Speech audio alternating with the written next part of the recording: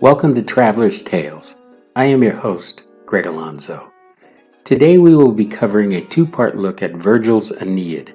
However, before we begin, just a quick reminder that we post new videos every Tuesday and Friday. Let's begin with a bit of background. Rome was at a turning point and going through major political and social change. Fearing that with the fall of the Roman Republic, Augustus Caesar was desperate to restore for the Roman people their faith in the greatness of Rome. Through the reintroduction of traditional Roman moral values, Augustus wanted to assure the people of a new era of prosperity and peace. The Aeneid was the vehicle by which this aim was reflected. In antiquity, many of the great nations believed it desirable if they could trace their lineage to the once great city of Troy. It is for this reason that Virgil traces Rome's lineage to the Trojan hero Aeneas.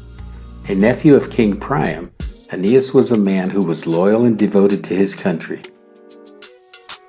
He placed Troy above all else, even his own personal gains, and such virtues were epitomized by the Romans.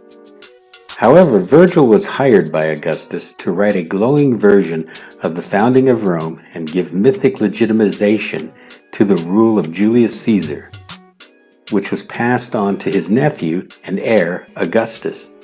To further add to the legitimacy of the new emperor, Julius Caesar's ancestry could be traced back to the son of Aeneas, Ascanius, whose name Virgil conveniently changed to Ilus, meaning from Ilium, or Troy.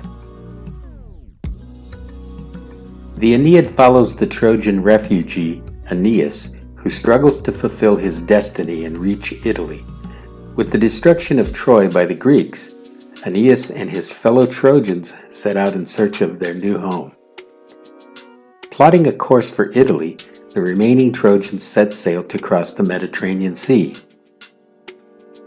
Why Italy? It had been foretold that in this land, Aeneas will give rise to a race both noble and courageous. It has been foretold that this race would become known to all nations. With their new home in sight, a fierce storm blows them off course and lands them in Carthage. Once in Carthage, Aeneas gains the favor of Dido, the queen of the city. He recounts to her while on his noble quest for a new homeland, his many mishaps in Thrace, Crete, and Buthrotum. Next they make their way to Sicily, where they are caught in a whirlpool and once again driven out to sea.